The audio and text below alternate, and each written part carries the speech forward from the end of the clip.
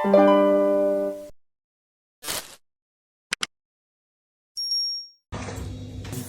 екі төсек бар екен ішінде. Шайпа ішетін жер, палатасы ғой. Денем бәрі нетіп жатыр, дірілдеп, серлегім келіп, шай ішкім келіп жатыр ғой, короче. Сүт шықпай жатыр, жидкость аз ішкеннен ба, или бірінші күн ғой бүгін. Келіп қалар деп отырмыз, ана бала аш жылап жатыр. Енді ертең келмесе смесь беру керекпіз. Аш болып қалады ма? Смесь балаларға беру керек? Конечно. Өзінің возрастымен берілетін жер бар ғой. Шай ішіп алғанша Бексұлтан бала қарап отыр, жылап жатыр бабамыз. Қарны ашып тұр, шықпай жатыр. Қандай сезім екен Бексұлтан? Ұлдың әкесі болу. Күшті да? Красавчигім бар менің, красавчик. Шаршамай қарап отыр. Көп балам бар деп жатырмын мен енді. Көп балалы әкеммін. Многодетный папаны встречайте. Екі қызымыз, екі ұлымыз бар, Аллаға шүкір. Иә. Көп балалы отбасың. Көзі кетіп жатыр. Бағанан бері айналып толғанып баламызға қарап. Тоймайсың ба мынаған жылы, датауы тәтті ғой, Аллаға альхамдулилля. Көзіміз тимесін, тфәй-тфәй. Тәтті бар ғой, қарай бергім келеді. Алтыным, алтыным. Өзінің копиясы қылып туып бере салғансың ғой. Алтыным, красавчигім менің. Бексұлтанның папа болғанын қарап мен жаңағыдай не болып отырмын ғой. Сен күшті папа екенсің ғой деп. Мені оятпай, мен жатсам. Жатыр ғой баласына өзі. Өскенше көресің қалай қарайтыныңды. Мен жаурап отырмын, Бексұлтан ыстықтап жатыр. Ана шаман ұстаған ойба. Бір қызық жағдай айтып берейін. Бексұлтан екеуміз баламыздың бетіне қарай бергенбізді. Көтеніне қарамағанбыз ғой. Таңғы 6:20-да туылған баланың көтені түнгі 2 қанша болды? 2,5 болды. Сөйтсе баланы бірінші кака тиетін какашкасын тышқанда қатып жабысып қалған ғой көтеніне. Ұмытып кеткенбіз ғой, көтені ауыстырып жылап. Жылайды, жоным. Обалай. Өзім ауырып кетті ғой пішірі. Бақыртып тұр ғой, кіндігіні. Кесілген ғой ше кіндігінің. Бір жапқа оны көрмегенбіз, оны мұжып ұстағанбыз бәсе, ай шықылдап жылап кетті. Түсінбейміз, екеуміз де бала мен бала болып есіміз ауып жатыр ғой. Вообще бәрін ұмытып қалғанбыз ғой. Қайта терлеп жатырмын, ауырып жатырмын в общем. Жатқаның ба? Папамыз қарап отқан ғой бағанадан бері балаға. Бетіне қарап отыра берген ғой бұл да. Еріңнен естейсіз ештеңе жоқ. Кейбір қыздар босанғаннан кейін салып жатады ғой өздерін. Түрлері әп-әдем босанып жатыр. Прям макияжбен, кірпікпен әдем болып. Мен отырым додам шығып. Түрім деген құдай сақтасын, хорошо, что кішкентай балалар қазір туыла салған кезде көздері қатты көрмейді екен да. Мен түрімді балам көрсе шошып кететін еді. Білмеймін, қайда әдем болып туа салатын балаларын. Видеода прям красотка болып жатады ғой барлығы. Сол маған тамақ әкепті, осы жерде сестрам жұмыс жасайтын, Айгүл тәтем. Кітті. Сол Айгүл тәтем тамақ әкепті, мамам келіп кетті, бірақ мамам кірмеді. Өйткені кішкене ауырып тұрмын деп кешеде келеді, бүгін де келген. Бүгін енемім келе жатыр, Бексұлтан алып келе жатыр. Выпискамыз ертең или ертең ар күні болады, бұйырса қазір точно узнаем. Соған дайындаламын деп Бексұлтан кетіп қалды бүгін. Қазір енешкам келеді, тамақ ішіп алу керек обедімді.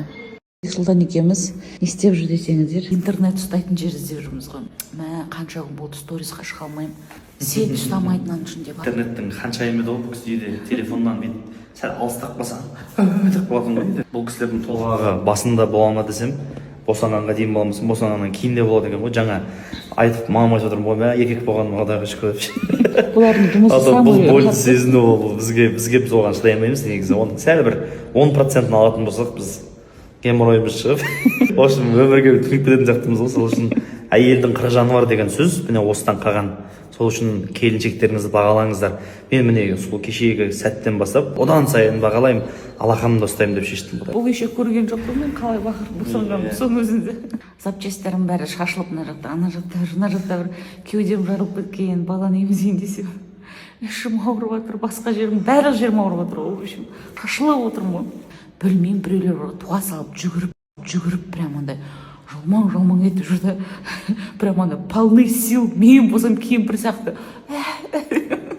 Картағада туған осындай болады ма, не знаю. Кәрі қатын бала таппайды, бала тапса қояға жер таппайды. Дүниеде, әлемде жоқ ең әдемі мен балам сияқты өзіме ше. Прям андай махаббатпен, ғашықтықпен сүйсініп қарай берем ғой. Анау еще қомағай аузын аша бермеді. Соның өзі тәтті болып тұр ғой маған. Бізден бастап нан іздесе, болашақта нан табар болады бұйыртса. Сүтім аз болып сонымен, короче. дәрі ішіп жатырмын, бір апилак деген дәрі бар екен, сонымен ішіп едім, ішке сүтім келді, тфай енді просто қазір енді екінші күн ғой, ертеңнен бастап нормально болатын шығар, қоюланып. Ертең выписка, кстати, бізде. Сол ертең дүркіретіп шығарып аламын деп қойды жігітім. Енді біз үйге көп адам шақырамаймыз, үйде деген кішкентай, потом кейінірек бір нетпесек, бөліп шақырамыз. ренжімесе, иә, бөліп. Ертең мама папаларымызға бәрімізді бөліп хауызға шақырамыз. Баршаңызға ассалаумағалейкум, қайырлы кеш. Ауыз біткен жандар, сәл сабыр етсеңіздер, Құдай қаласа аударшасыздар. Ертең біз үшін өте маңызды күн, неге десеңіздер, ертең балапанымызды Алланың қалауымен перзентханадан шығарып алатын сәтіміз. Сол күнге асығып қатты дайындалып жатырмыз. Қазір үйде бізде қызу дайындық. Енді кешке келіншегімнің қарны ашып қалмасын деген ниетпен сорпалансын деп сорпа тамақ алып баратқан жайым бар. Енді шыны керек үймен больницаның ортасын тоздырдық. Бір күн өзім болдым, 2 күн Алла қаласа анам кеше болды, енді бүгін тағы да болады, қасында ертең выпискадан шыққанша. Сол пөпеміз Аллаға шүкір, тфай, бәрі жақсы, анасы да жақсы. Уайымдап жатқан жандарға, құттықтап жатқан жандарға Алла разы болсын, аман болайық. Ал қыздарыңыздың жағдайы осындай. Көбі сұрап жатыр, Зухра қалай деп. Кішкене ауыр жатыр. Мен бірдеңе айтайын ба? Ана елдердің әйелдері бар ғой, босанғаннан кейін красавица болып жатады ғой, видеоға түсірші. Макияжбен ба? Сонда мен соғырлы әбіріп, түрім қашып, бетім ісіп, түрім білмеймін, бір бабай сияқты болып тұрмын. Жоқ, әдемі болып отырсың. Жоқ, қайтып жиналып әдемі болып кететтім да. Мен ісіген жерім бәрі ісіп, ауырған жерім бәрі ауырып, ана запчастьтарым шашылып жатыр ғой. Жинай алмай отырмын ғой, ауырып.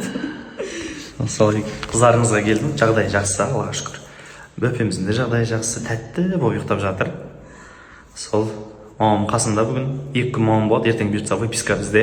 Ертең роддомнан дүркіретіп тұрып, Құдай қаласа балапанымызды шығарып аламыз ұлымызды. Сосын үйде өзіміздің қасымызда, өзіміздің қарауымызда болады, Алла қаласа. Сол балапанымыз өмірге келді, енді жаңа өмір басталды бізде, отбасылық баламен өмір басталды. Ол мүлдем бөлек дүние сияқты, сондықтан да бүкіл отбасылық өмірдегі баламызбен болып жатқан дүниені сіздерге көрсетіп отырамыз. Қызық қой ол, жан? Иә. Енді шошып кетпейсің. Екеуміз бар ғой, тентіреп не істеп жүрдейсіздер мына коридорда.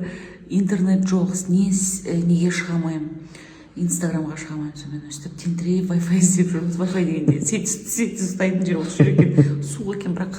Иә, сол интернетке жаңағы жалпы әлеуметтік желіге неге шыға алмайсыздар деп уайымдап қалмаңыздар. Мына жерде сеть ұстамайды достар, солай.